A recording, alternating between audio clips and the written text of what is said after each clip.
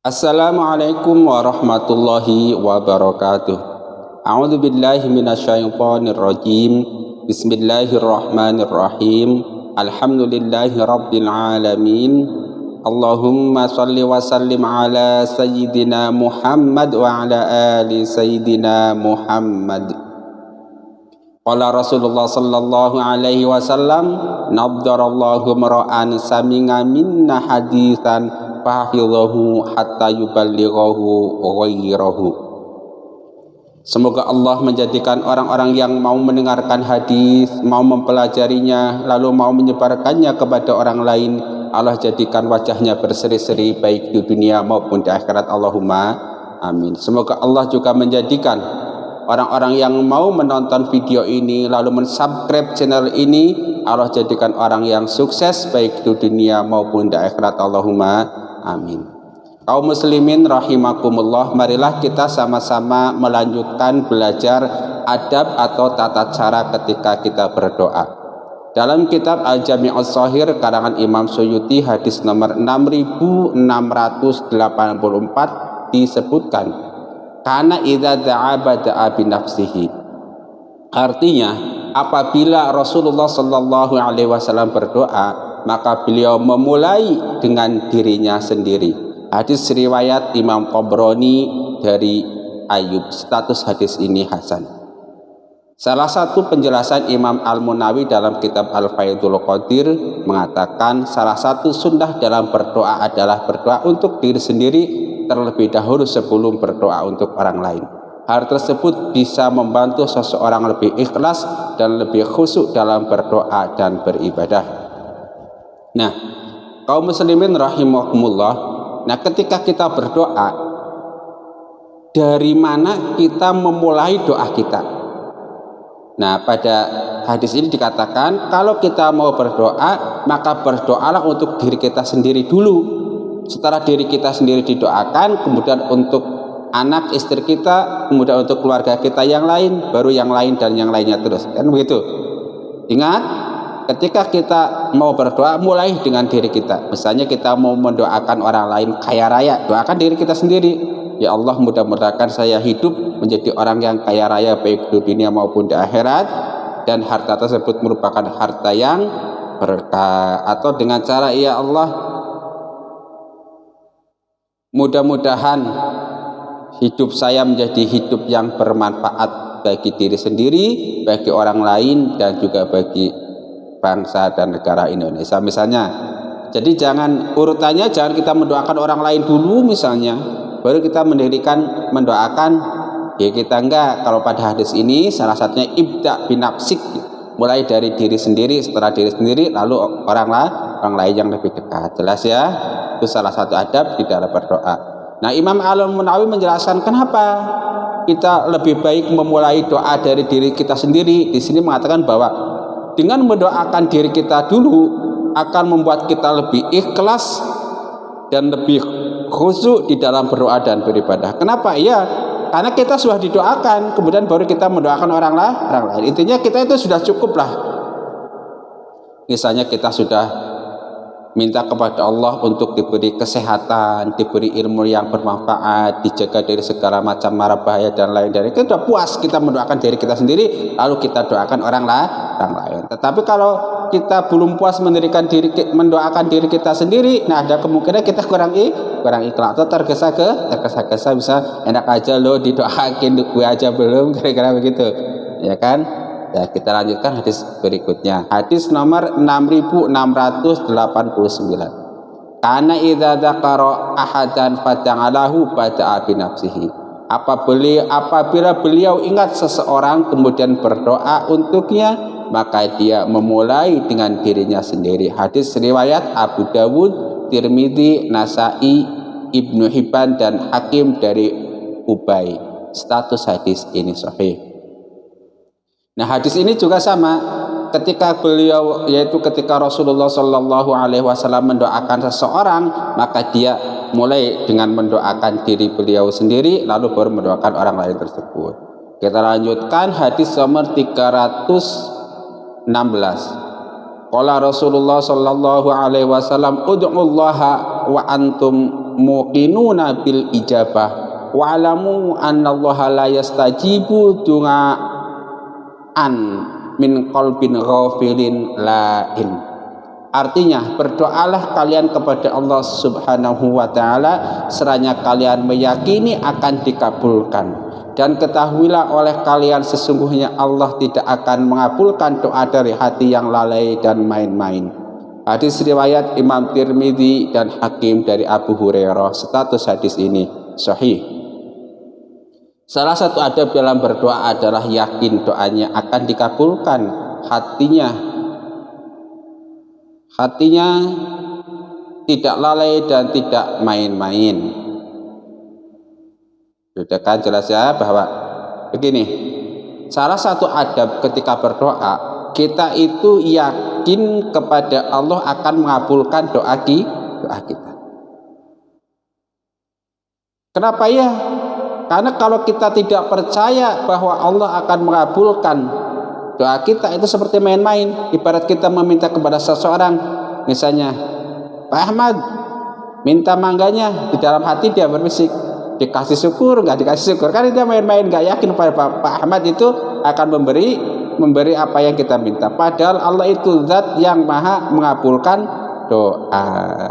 Dalam hadis lain atau dari lain dikatakan, ana indal dhanni abdi bi wa ana ma'ahu idza dzakarani.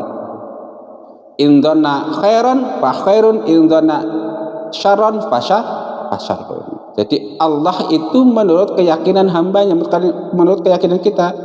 Kalau kita yakin, kalau kita berprasangka Allah akan mengabulkan doa kita, insya Allah Allah juga akan mengabulkan doa kita. Kalau kita sendiri ragu, ya sudah, Allah juga ragu akan mengabulkan doa kita, Allah juga tidak akan mengabulkan doa kita.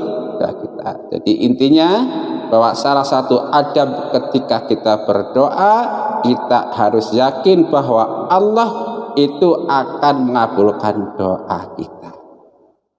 Kenapa? Karena Allah tidak akan mengabulkan doa dari hati yang lalai. Misalnya begini, mulut kita minta apa, ya Allah berilah bla bla bla bla bla bla, tetapi hati kita nggak connect kepada Allah. Jadi yang terpenting hati kita ingat kepada Allah, konekkan hati kita kepada Allah, baru kita meminta kepada Allah.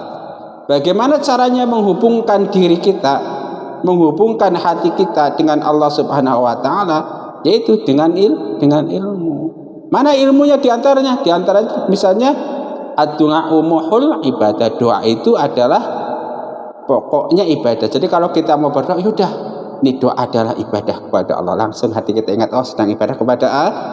Misalnya ilmu yang kedua, ud'uni astajib lakum. Berdoalah kalian kepadaku, maka aku akan mengabulkannya. Ya udah, itu bahwa oh, aku ini diperintahkan oleh Allah Subhanahu wa ta'ala untuk berdoa, maka aku berdoa. Konek hati kita sedang apa? Berdoa. Kenapa? Koneknya kenapa? Karena merupakan perintah Allah. Atau koneksi yang lain misalnya, kita tahu bahwa di dalam berdoa itu harus ada adabnya, tata caranya. Salah satu tata cara atau adab yang diajarkan oleh Rasulullah SAW itu harus penuh keyakinannya, konektivitas, sehingga kita terjalin hubungan vertikal antara kita seorang hamba yang sedang meminta kepada Allah Subhanahu wa ta'ala dengan Allah Subhanahu wa ta'ala zat yang maha mengabulkan doa. Sudah jelas ya. Ud'ullaha wa antum muqinuna bil ijabah wa'lamu annallaha la yastajibu du'aan min qalbin ghafilin la'in. Terkadang kan ada hati-hati manusia yang jangankan lalai, dia nggak tahu siapa itu Allah, nggak ma'rifatullah. Ya kan, lalai mending, terkadang dia ingat kepada Allah, terkadang dia tahu Allah, terkadang tidak.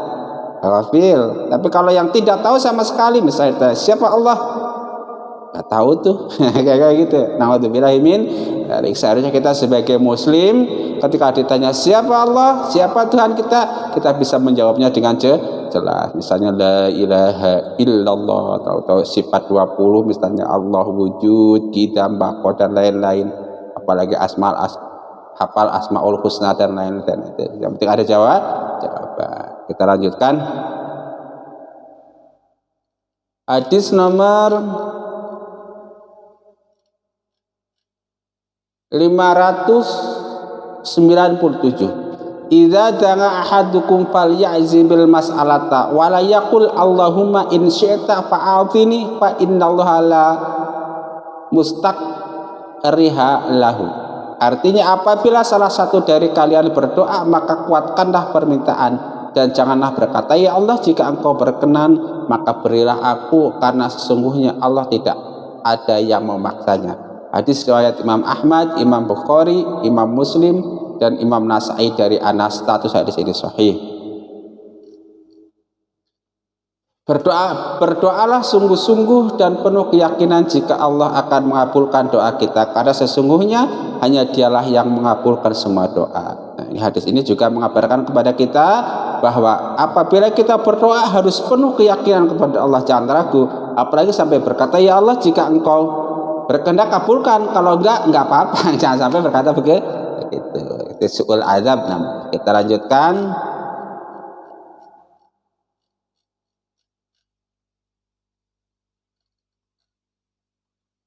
Hadis 10.009. Yustajabu li ahadikum malam ya'jal yaqulu da'autu falam yustajab li. Yustajabu li ahadikum malam ya'jal yaqulu da'autu falam yustajab li. Doa salah seorang dari kalian akan diijabah, dikabulkan selama kalian tidak tergesa-gesa. Misalnya dengan berkata, aku telah berdoa tetapi tidak dikabulkan. Hadis riwayat Imam Bukhari, Imam Muslim, Imam Abu Dawud, Imam Tirmidzi dan Ibnu Majah dari Abu Hurairah. Status hadis ini sahih. Setiap doa pasti dikabulkan selama tidak tergesa-gesa minta dikabulkannya. Salah satu contoh bentuk tergesa-gesa dalam minta dikabulkan adalah dengan perkataannya, aku telah berdoa tetapi Allah Subhanahu wa Ta'ala tidak kunjung mengabulkannya. Bisa juga kata-kata tersebut tidak terucap hanya dalam batin saja atau tercermin dari perilaku, karena perkataan tersebut menandakan tidak percaya lagi kepada Allah Subhanahu wa Ta'ala akan mengabulkan doanya, atau dia merasa lebih tahu dari Allah Subhanahu wa Ta'ala yang telah menentukan mengakhirkan terkabulkannya doa baginya adalah lebih baik. Jadi jelas ya bahwa doa kita itu pasti diijabah. Salah satunya apa? Ketika kita tidak tergesa-gesa minta diijabah. Nah, salah satu wujud ketergesa-gesaan kita ketika meminta doa, ketika meminta kepada Allah, kita berkata, ya Allah saya sudah berdoa kok nggak diijabah sih, misalnya. Saya sudah berdoa berkali-kali, mungkin sekali, 2 kali, 10 kali, kok belum diijabah, kok begitu, kira begitu.